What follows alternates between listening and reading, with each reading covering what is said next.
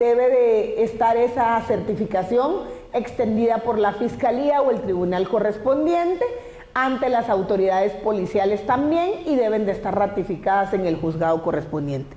Recuérdense que cuando nosotros consignamos una denuncia, así sea porque me robaron el celular en la camioneta, cuando nosotros vamos y nos piden que ratifiquemos la denuncia, ¿verdad? Entonces, todo ese tipo de denuncias, el Ministerio Público siempre pide la ratificación, y la ley del impuesto a la renta en esta parte específicamente para hacer deducible la pérdida, pide que estén ratificadas. Entonces sí debemos de cumplir el debido proceso de las denuncias y las ratificaciones para que esté debidamente documentado esto y se pueda hacer deducible. Si no cumplimos con lo que establece acá, miren, cabal lo que hablábamos en el rubro 1, no se acepta deducción de provisiones o reservas para cubrir posibles pérdidas, ¿verdad? Porque ya sabemos, por ejemplo, hay muchas empresas que ya tienen establecido por la inseguridad y por todo ese tipo de cosas algún margen de pérdidas que hay, porque, qué sé yo, de 10 camiones que salen, uno es asaltado y pierden la mercadería, por ejemplo. O sea, las empresas manejan sus riesgos y ya saben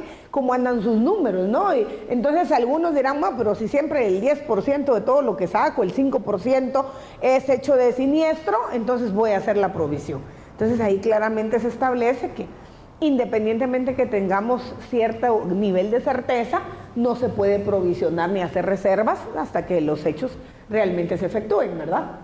Entonces acá nos detalla el artículo 14 del reglamento claramente cuáles documentos debemos de tener en cada uno de los casos para que esto pueda ser deducible.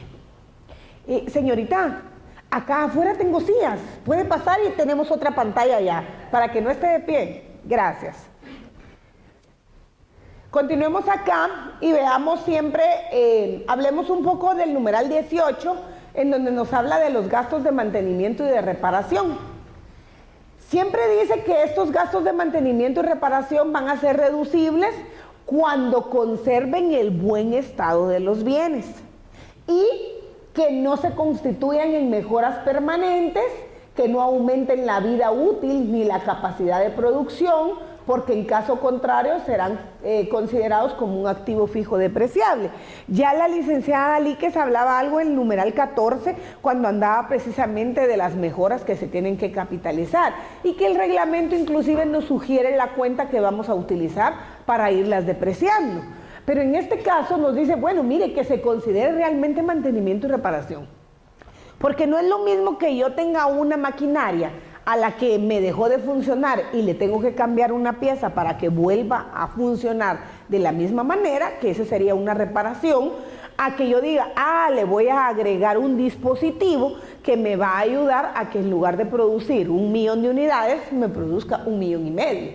Entonces ahí estoy haciendo una mejora considerable del bien, que eso ya no se considerará como una reparación o un mantenimiento, sino como una mejora del bien. Y si yo estoy haciendo una mejora de ese tipo, pues entonces tengo que reevaluar el bien y capitalizar esa mejora para aplicarle la depreciación que corresponda. Entonces es una parte que sí se ha visto mucho cuando se realizan revisiones, que muchas veces el contribuyente lo que está haciendo es mejoras al bien, mejoras sustantivas y que deben de capitalizarlas, o que está alterando la capacidad de producción del bien. Y entonces ahí ya no se puede considerar como una reparación o un mantenimiento. Tiene que ser como una mejora sustantiva del bien y aplica de otra manera de acuerdo al numeral 14 siempre del artículo 21.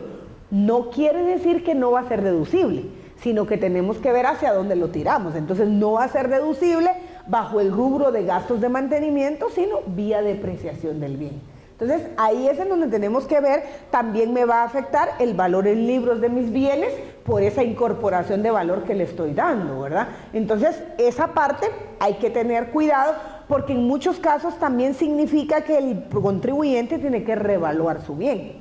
Y acordémonos que en las revaluaciones tenemos que pagar rentas de capital, de acuerdo al artículo 84. Para poder reevaluar el bien y empezar a depreciarlo por el nuevo valor. No es solo de asignarle un nuevo valor y empezar la nueva depreciación, sino que para tener ese beneficio tengo que reevaluar el bien, pagar el ISR de la revaluación y luego puedo partir para la depreciación nuevamente o por el nuevo valor.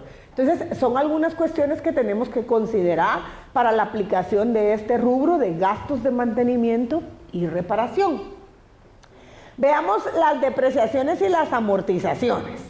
De manera general, la ley nos dice, mire, para las depreciaciones, la base siempre tiene que ser el costo de adquisición o de producción y lo que venimos hablando, miren, o el valor de la revaluación de los bienes y las mejoras permanentes efectuadas.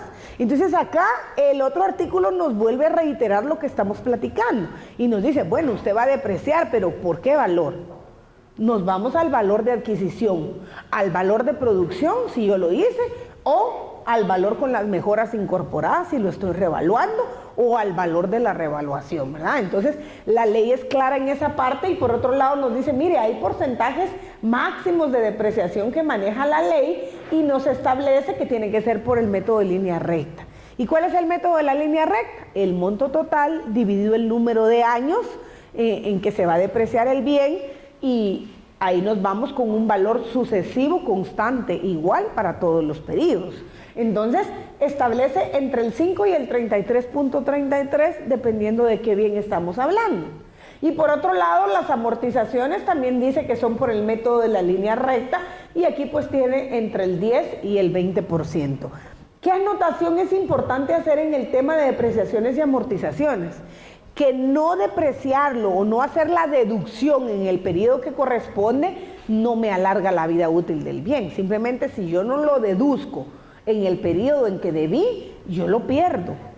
No puede ser que estoy depreciando un activo fijo al 20% anual por 5 años, entonces en el año 1 deprecio el 20%. Ah, pero en el año 2 se me olvidó y no consigno depreciación. Entonces en el año 3, deprecio el 40, ¿verdad? Porque 20 del año pasado y 20 de ahora. No se vale hacerlo así. Si yo no lo deprecié y no hice deducible esa depreciación, yo pierdo ese derecho a no ser que yo me retrotraiga al año anterior, rectifique la declaración, porque es la única solución, ir y rectificar. Entonces voy, rectifico, lo deduzco y entonces parto de ahí para el nuevo. Pero no puedo simplemente en este año rebajar depreciaciones que no he considerado en el periodo en que le correspondí. Tampoco puedo yo, así como dice acá, la ley nos habla de porcentajes máximos. Entonces, si yo quiero depreciar menos, puedo hacerlo, nada me lo limita.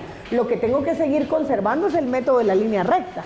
Entonces, por ejemplo, si un bien, que es un activo fijo, la norma me dice que máximo 20% anual y que yo lo voy a depreciar en 5 años, yo podría decir, no, pero ese carro a mí no me sirve 5 años, me va a servir 10.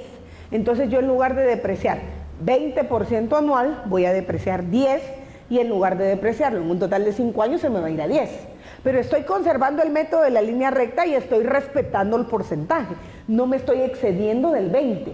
¿Y por qué eso sí lo permite la ley? Porque no estoy lesionando la base imponible y no estoy afectando al fisco. Estoy deduciendo menos de lo que tengo derecho. Estoy pagando más de lo que me correspondería. Lo que la ley no permite es que yo diga, bueno, voy a comprar esta maquinaria, pero como la maquinaria dice que produce 1 millón de unidades al día, en un horario de media jornada, diríamos, yo la voy a poner a trabajar doble jornada. Y entonces en lugar de producir 1 millón de unidades al día, yo voy a producir 2 millones. Entonces le voy a hacer una depreciación acelerada. Y en lugar de depreciarla en 5 años, a mí se me va a depreciar en 2 años y medio. O sea, puedo hacerlo si yo solicito esa autorización a la Administración Tributaria, presentando los dictámenes técnicos de los expertos en donde dicen que efectivamente se va a depreciar aceleradamente por el trabajo que va a tener. Y si ese dictamen está fundamentado, la Administración Tributaria me puede dar una resolución en donde me autorizaría hacer esa aceleración en la depreciación y deducir un porcentaje más alto. Pero para acelerar la depreciación tengo que tener autorización de la Administración Tributaria en una resolución. En caso contrario, me tengo que ir por los porcentajes máximos o si puedo menos, pero no más, ¿verdad? Entonces, vamos con esta lámina. Hay un poquito de depreciación a la siguiente, pero vamos al receso y continuamos. Ahí les vamos a compartir una galletita y un cafecito. Por favor, unos 10-15 minutos y estamos de vuelta.